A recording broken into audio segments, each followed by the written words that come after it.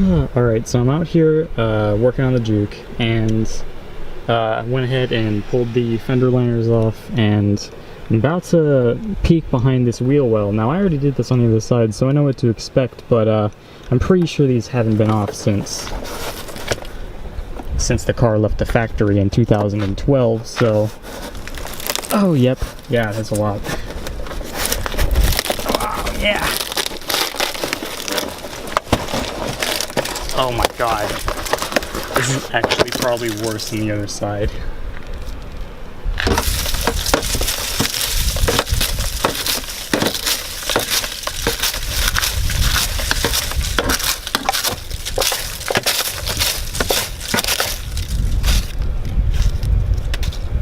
That's ridiculous. I was hauling a whole forest with me. Look at all these cigarette butts in here. Other than this like 1/8 inch piece of plastic or so, the fender liner ends right there, which is pretty flush with the wheel well. Now there's some parts of this where they're grooved which come in. Yeah, this is what protects the pinch weld right here, and you can see it comes back out pretty much about flush with here. Okay, so we're looking at a laughably small amount of room behind here. 1 1/8 inches beyond the wheel well, which is basically close to 1 1/4 inches until we start hitting metal. That's kind of disappointing. So yeah, that's pretty much what I was worried about up front with not having enough room. Now, I could come lower with suspension upgrades, but at the end of the day, like pretty much it ends right here. 1 inch, maybe 1.5 inches behind this fender line here, or you know, wherever here. And I could cut into here, probably, that's fine. You see, this is a good indication of what the difference is, what the plastic used to look like, and the black restore on the plastic. That's actually not bad. And yes, I did actually manage to break one of these, but I got a lot of them intact, so I'm feeling pretty good about that, especially since I always have trouble with these. The good news here, it looks to be pretty clear up here. Looks like that piece of plastic there is part of the resonator. So here's the stupid thing about this car. So here's where the intake goes. It comes from here, goes down, bends back up, and comes around here. I thought, oh, well, that's obviously just coming in through the grill. But the retarded thing about the grill is that the grill is completely sealed on this side of the engine. So I don't know where it would be getting its air from in the first place if I hadn't pulled that off. I should probably replace that air filter. The only bad thing about this side is that the windshield washer tank is right here, which would need to be changed or relocated, but it's not the space in the front that's the problem, it's the space in the back. And it looks like it's the same story over here. If I'm gonna have to run larger tires, definitely gonna have to grind out the pinch well, and I really just don't know. Okay, I'm gonna zip this side back up, and I took off the mud guards. I'm gonna clean up this side and then see how that looks. I'd say mostly for the novelty of it, I went ahead and took off the back fender as well. The bumpers I'm pretty sure are made out of plastic, so I probably wouldn't feel as bad cutting up into this to get it flush. Actually, there's no way this looks fine.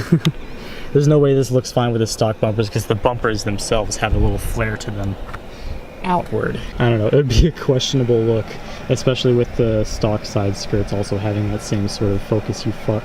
Anyways, having that.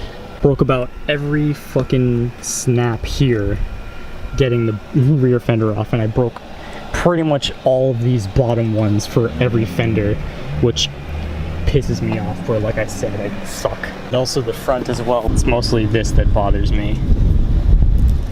Which again, the front and back bumpers are completely plastic, so I mean, that's a look. I mean, this bolt though, I'm pretty sure this bolt connects the side fender to the front bumper, so there's not much I can do about that except for paint it black, I guess. But the back one has this weird flare to it, which looks like it's supposed to be that way, which is kind of awkward, but you know, from the factory it's meant to be covered by this whole other plastic piece. The fact that the rear fender actually goes in here, this panel gap is obnoxious now. The rear of the car still is in about a 1/2 inch, and it looks like the front of the car, if it'll focus, looks like the front of the car is actually pretty flush without the, in fact, probably 1/4 inch over. But yeah. No, I mean the back is pretty flush as well, honestly. It's just that fucking camber kills me. Oh my god, this focus is atrocious. Okay, so I measured the distance between the strut and the back of the tire, and it's about 1 3/4 inches until it hits. You know, for safety reasons, you wouldn't really want to be like right on it or rubbing against it or anything. So I mean, I guess I've got a good 1 1/4 to 1.5 inches behind there. From the stock tire, at least, I can get an inch, about 1 1/4 inches more back spacing to it. That car sounds like a duck. Holy shit. That's 1 1/4 inches back spacing in the front. The trailing arm sort of tapers this way. Well, even there, even right behind the stock tires, it's about 1 inch of clearance, and that's 1 inch, and then it's about, I don't know, 10, 15 degrees inward. So that's kind of dubious, actually. I was hoping I would be able to run a wider tire. Well, I guess it's gonna be 4 inches wider. Even if I go to 12-inch tires plus 4 inches, that's still gonna put the tire about in the same spot. So I don't think I really should be worried about that at all, because even 12-inch tires are pretty wide for what I was thinking. So I think that's everything. The ice cream truck is coming, and I would really love some ice cream. But yeah, I guess I should just fucking fix my car now, because I'm an idiot and I will not run my car without the fenders.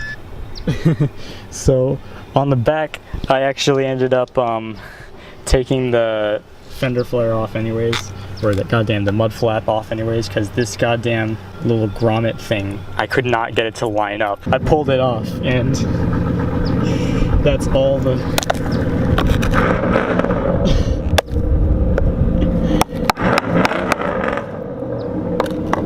Yes, hello, excuse me. Okay, so I just remembered why it wouldn't fit in. It's because I broke the last one. I just pried this back, and here's what's left of the old one. It's just the stem, which I can't even get out now, but whatever. Yeah, I really don't know yet whether I like it with or without the mud flaps. I feel like mud flaps are a safe option, honestly. I think I'm more bothered by the fact that these wheels just stick in so much. Yeah, I guess I'll take them off. So am I a car mechanic yet? Am I a car mechanic?